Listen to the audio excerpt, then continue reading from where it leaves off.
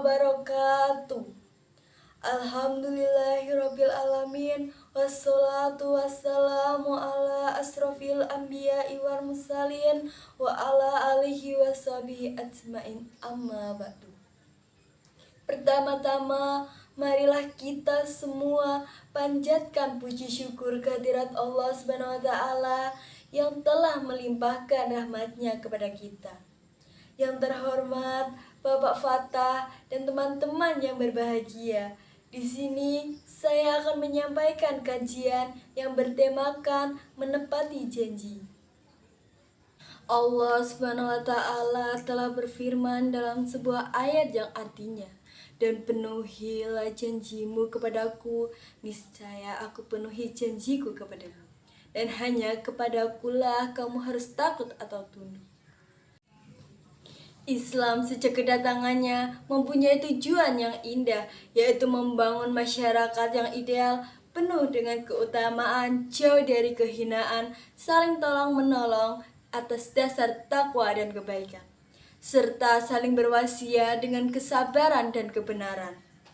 Islam juga mengajarkan agar setiap muslim menghiasi dirinya dengan akhlak yang mulia, dan di antara akhlak yang mulia itu adalah menepati janji.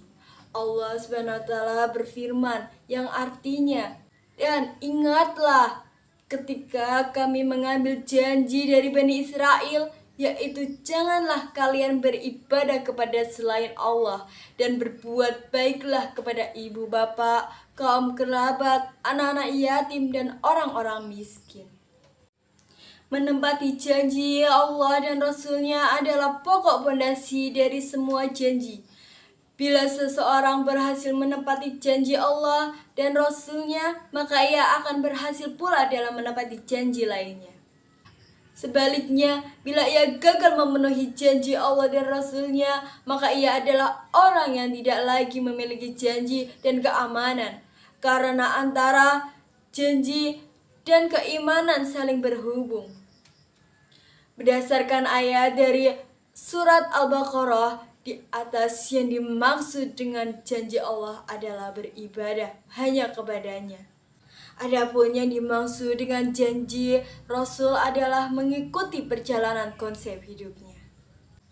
Allah Subhanahu wa taala berfirman yang artinya, "Dan ingatlah ketika Allah mengambil perjanjian daripada Nabi, sungguh apa saja yang aku berikan kepadamu berupa kitab dan hikmah, kemudian datang kepadamu seorang Rasul yang membenarkan apa yang ada padamu, niscaya kamu akan sungguh-sungguh beriman kepadanya dan menolongnya."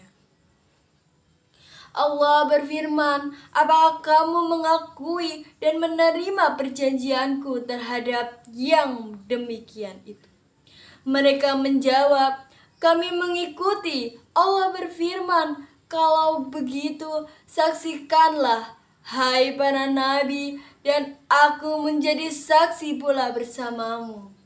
Dalam sisi lain, Islam juga mencela bagi mereka yang mengkhianati amanat. Allah Subhanahu wa taala berfirman, "Sesungguhnya binatang makhluk yang paling buruk di sisi Allah ialah orang-orang yang kafir, karena mereka itu tidak beriman, yaitu orang-orang yang kamu telah mengambil perjanjian dengan mereka. Sesudah itu mereka mengkhianati janjinya pada setiap kalinya, dan mereka tidak takut akibat-akibatnya."